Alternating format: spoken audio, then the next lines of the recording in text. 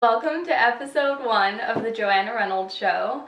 Today we're going to talk about some things that I didn't do too good my first year in real estate. So some tips that I have for you of things to kind of avoid and just some advice from someone who's kind of been through the things that I'm hoping you don't have to go through. So tip number 1 is don't be afraid to go after high-end listings right away. For me, this was a little bit scary because I'm in California, in Southern California, and our high-end market is anywhere from like $1 million to like 100 million. So, how do you define luxury, right? And a lot of agents will tell you in the beginning, like, you can't go after high-end right away, like there's this hierarchy and you have to work your way up, and I think that's total BS. And my first 2 deals were actually considered luxury, and and I'm proud of that. And the way I made that happen was just by putting myself in the high-end market and just trying and just not going away. And you take the no's and you take those and you use it to fuel you and just keep going, and eventually someone's going to give you a chance and want to work with you, and they're going to see the hustle and they're going to appreciate it, that you're out there and that you're working and that you're trying, no matter how old you are or what your experience is or anything like that.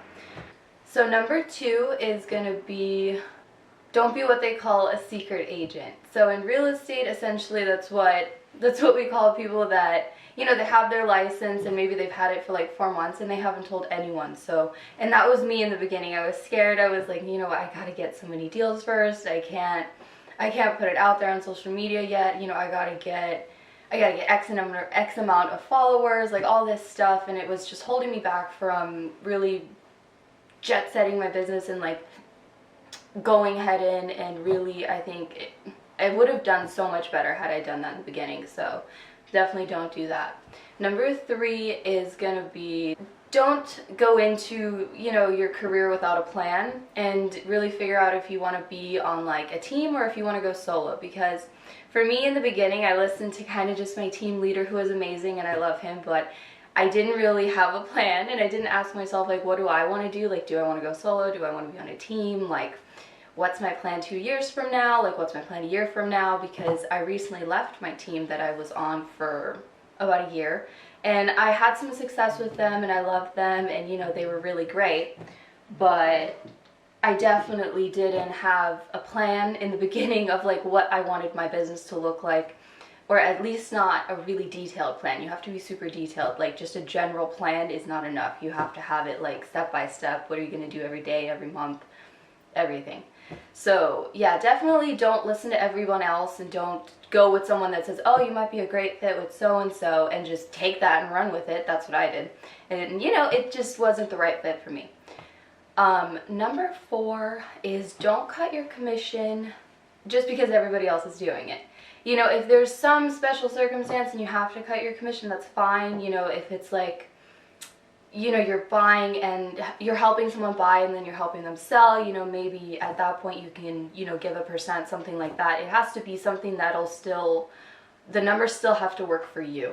Don't do it just because they tell you, like, you're having the negotiation during the listing presentation and they tell you, oh, well, so-and-so agent is going to do it for 3%. Why don't you do it for 3% as well? And why should I pay you more for the same exact thing? So you have to like give them your value proposition, and basically just, show them your worth, and show them your worth in the negotiation. Because if you give up if you give up your commission up front, it shows them that you're going to give up their equity up front too when it comes to negotiating like an offer. So just keep that in mind. Number 5.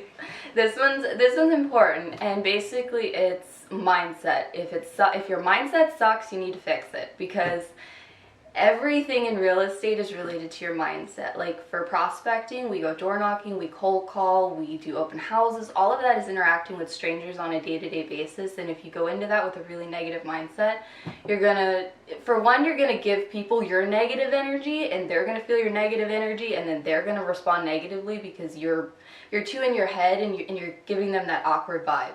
And we never want to do that, because you can't fix a first impression. So if you're telling yourself like a negative story, which I was in the beginning, like, I'm too young, I have tattoos, I don't have experience, all this stuff, all these limiting beliefs, and they were holding me back.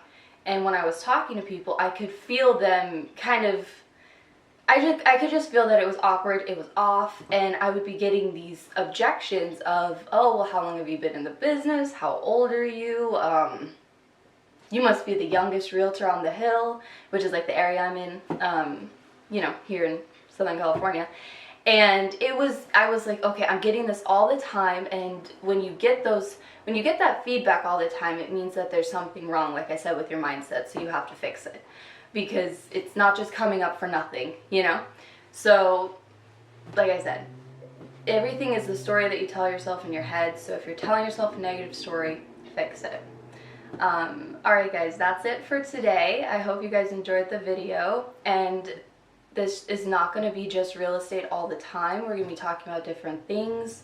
The next video I'll probably touch on a different subject, so stay tuned, and don't forget to give it a thumbs up and subscribe if you did enjoy it, and I hope you guys took something out of it and that it can help you, especially if you're new and in your first year in real estate too, maybe.